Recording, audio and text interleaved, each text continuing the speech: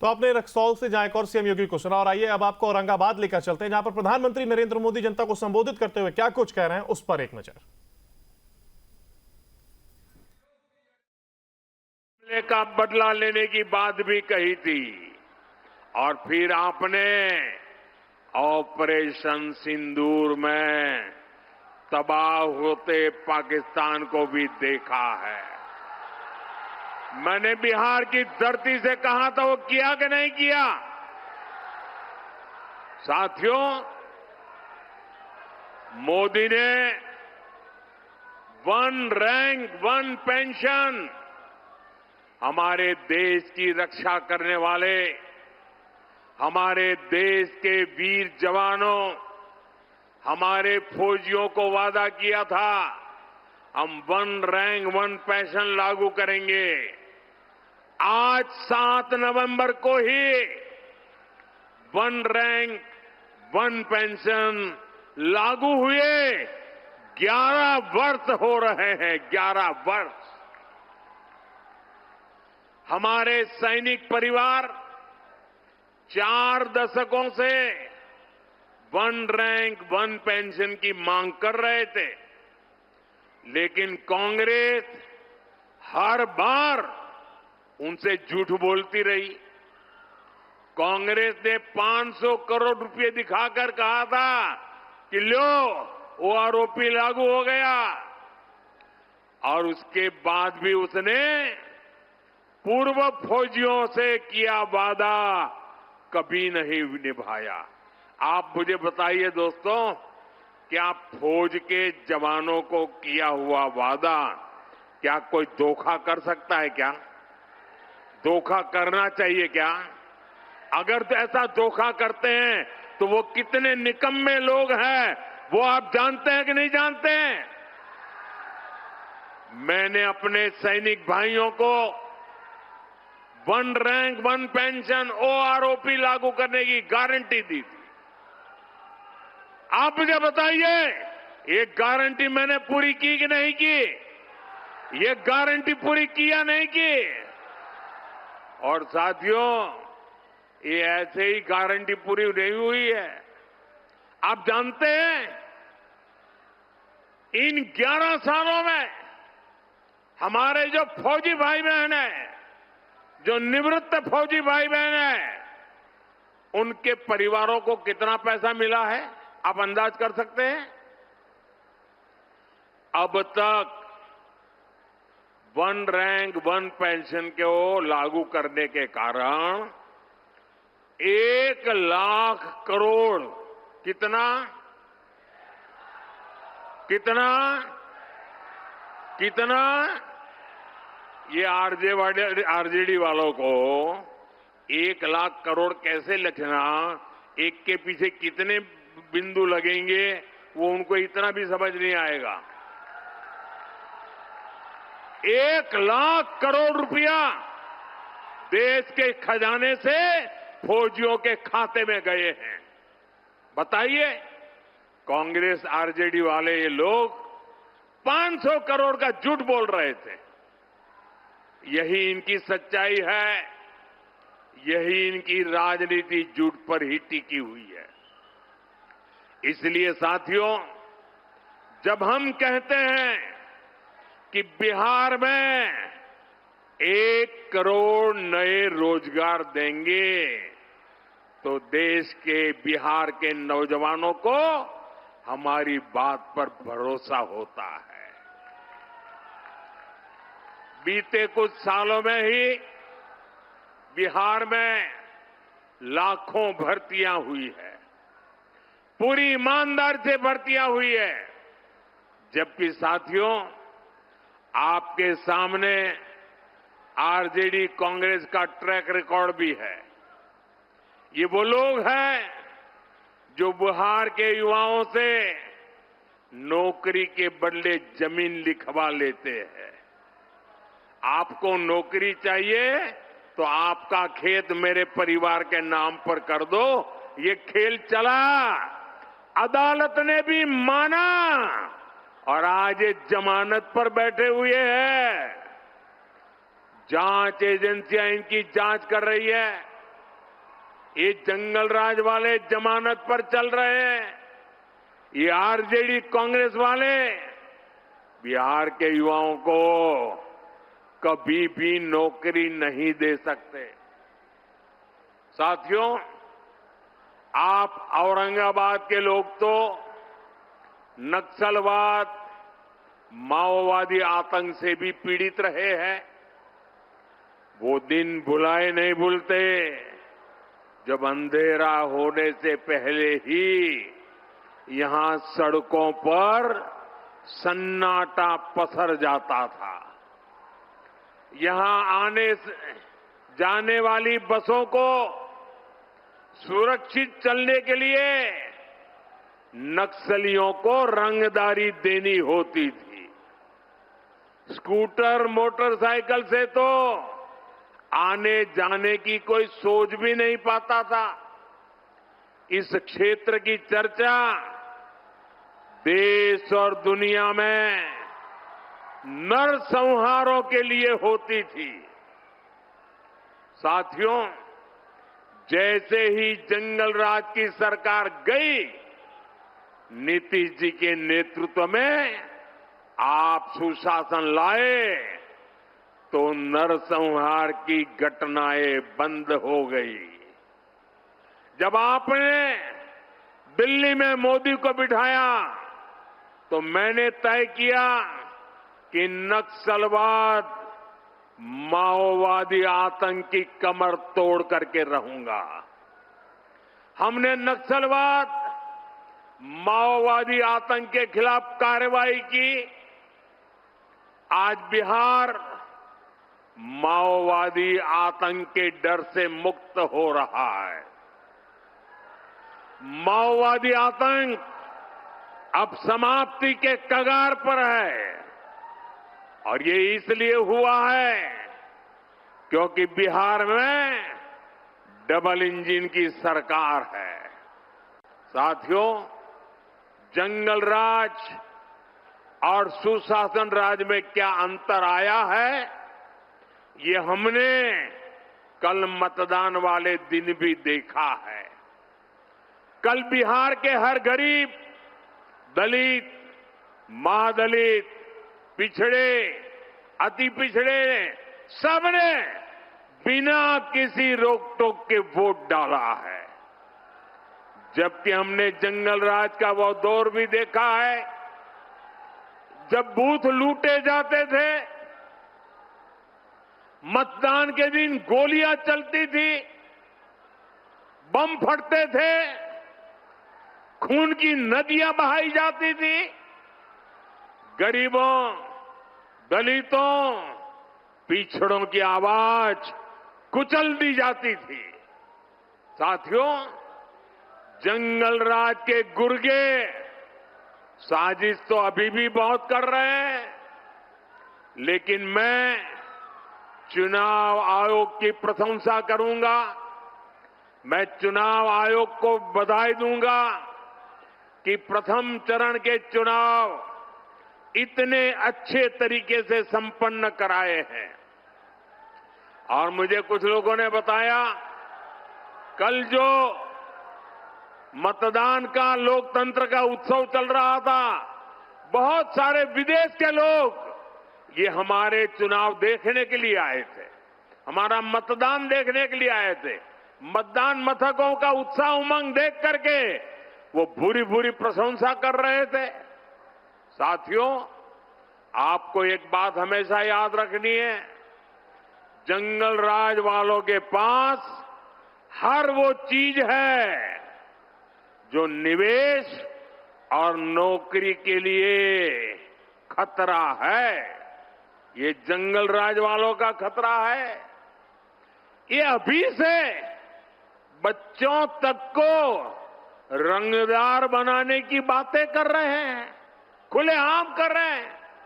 ये लोग खुली घोषणा कर रहे हैं कि भैया की सरकार आएगी तो कट्टा, दूनाली, फिरौती, रंगदारी, यही सब चलेगा। और इसलिए आपको इन लोगों से बहुत सतर्क रहना है। बिहार को कट्टा सरकार नहीं चाहिए।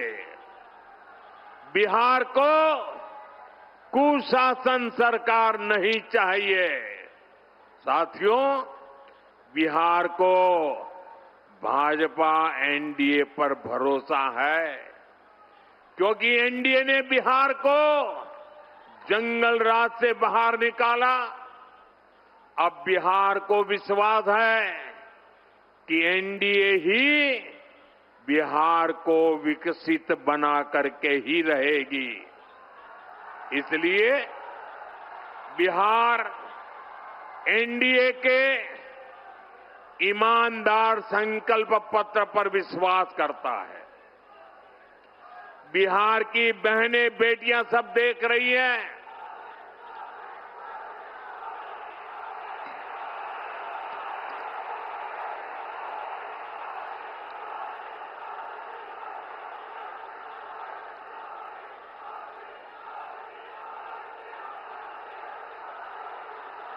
साथियों, ये उमंग और उत्साह, ये पैंडल से भी डबल लोग बाहर है और चारों तरफ जो मैं उत्साह उमंग देख रहा हूं, माताओं बहनों में जो जुस्सा देख रहा हूं, मैं बिहार का उज्जवल भविष्य देख रहा हूं।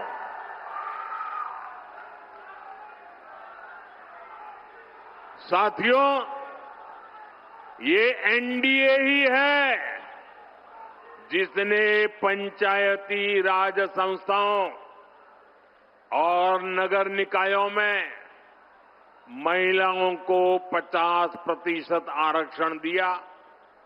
ये एनडीए ही है। एनडीए ने सरकारी नौकरी में भी महिलाओं को 35% आरक्षण दिया। ये एनडीए ही है जिसने विधानसभा और लोकसभा में भी महिलाओं को आरक्षण दिया। और ये एनडीए ही है जो बहनों बेटियों को स्वरोजगार के अवसर दे रहा है। लखपति दीदी का अभियान चल रहा है।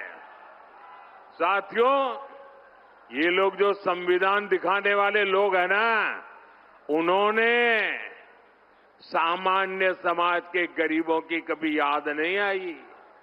ये मोदी है जिसने सामान्य समाज के गरीबों को 10% आरक्षण दे करके उनकी जिंदगी बदलने का काम किया है। हम सिर्फ घोषणाएं नहीं करते, काम करते हैं। जैसे मुख्यमंत्री महिला रोजगार योजना है, बिहार की 1,40,00,000 बहनों के खाते में 10-10 हजार रुपया पहुंच चुके हैं। इस पैसे से किसी ने सिलाई मशीन खरीदी, किसी ने कुछ सामान बेचना शुरू किया। हमने जो कहा वो करके दिखाया। इसलिए बहनों को भरोसा है कि एनडीए ही उनको जीवन के हर कदम पर आगे भी मदद करेगी। साथियों, अभी हमारे सम्राट जी ये लालटेन वालों के झूठ की बात कह रहे थे। मैं आपको 2019 की बात याद दिलाता हूं। 2019 में जनवरी फरवरी महीने में हमने पीएम किसान सम्मान योजना शुरू की और किसानों के खाते में 2-2 हजार रुपये भेजना शुरू किया। तो बिहार, झारखंड, बंगाल ऐसे राज्यों में ये पराजय के कारण भयभीत लोग झूठ फैलाने में लगे।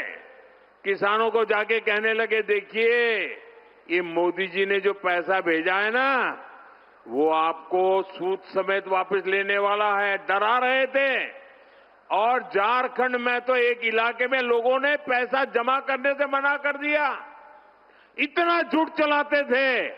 आज उस बात को 2019 से आज 2025 आ गया, आज भी किसानों को पैसे देने का काम जारी है, क्योंकि मोदी जो करता है ना, वो काम पूरा करता है।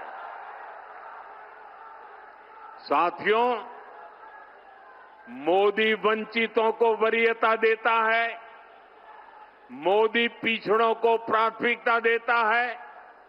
आप देखिए, बिहार में 60 लाख गरीबों को पक्के घर, पक्के आवास मिले हैं। तो 60 लाख ये पक्के घर मेरे गरीब परिवारों को, मेरे दलित परिवारों को, मेरे महादलित परिवारों को, मेरे पिछड़ों परिवारों को, मेरे अति पिछड़ों परिवारों के टोलों में बनाए गए हैं। उनको एक नई जिंदगी देने का काम किया है। घर घर बिजली, नल, शौचालय, मुफ्त गैस कनेक्शन, ये सब कुछ पहुंच रहा है। इसका फायदा भी वंचितों को ही सबसे ज्यादा हुआ है। मुफ्त अनाज हो या मुफ्त इलाज, इससे गरीब का, वंचित का फायदा हो रहा है। साथियों, कांग्रेस ने छोटे किसानों को कभी पूछा तक नहीं। ये मोदी है जो छोटे किसानों की चिंता करता है। हमारी सरकार किसानों के खाते में 6-6 हजार रुपये जमा करती है। और अब तो बिहार एनडीए ने घोषणा की है, जब फिर से यहां एनडीए की सरकार बनेगी तो 3,000 रुपये बिहार के किसानों को अतिरिक्त दिए जाएंगे। यानी डबल इंजन सरकार बिहार के किसानों को 9,000 रुपये देगी। साथियों, कांग्रेस और आरजेडी ने आप किसानों को बूंद बूंद पानी के लिए तरसाया था। आप याद कीजिए, उत्तर कोयल बांध परियोजना की चर्चा कब से चल रही थी। इस क्षेत्र के किसानों ने तो उम्मीद ही छोड़ दी थी। इस बांध के निर्माण का काम पूरा हो, इसके लिए हमने अतिरिक्त पैसा दिया और अब बांध का काम तेजी से चल रहा है। और मुझे मालूम है, ये सुशील जी जब सांसद के रूप में इस काम को लेकर के दिन रात मेहनत करते थे। साथियों, लालटेन वालों ने खेत को सिंचाई के लिए तरसाया और बिहार को अंधेरे में रखा। हमारी सरकार बिजली कारखाने लगा रही है। कुछ महीने पहले ही मुझे नबीनगर कारखाने के अगले चरण का शिलान्यास करने का अवसर मिला था। इससे आपको बिजली भी मिलेगी और नौजवानों को रोजगार भी मिलेगा। साथियों, कांग्रेस और आरजेडी वाले सत्ता के लिए किसी को भी धोखा दे सकते हैं। औरंगाबाद तो इसका सबसे बड़ा साक्षी है। यहां जो कुटुंबा सीट है, उस पर क्या हुआ, ये पूरे बिहार ने देखा। कांग्रेस के प्रदेश अध्यक्ष तक को आरजेडी ने अपमानित किया। आरजेडी ने कांग्रेस को सिर्फ वही सीटें दी जहां वो 35-40 साल से नहीं जीत पाई है। आरजेडी ने कांग्रेस की कनपट्टी पर कट्टा रखकर मुख्यमंत्री पद की उम्मीदवारी भी चोरी कर ली। आज भी अनेकों सीटों पर आरजेडी कांग्रेस वाले आमने सामने हैं। आप मुझे बताइए, जो अपने साथियों को धोखा दे सकते हैं।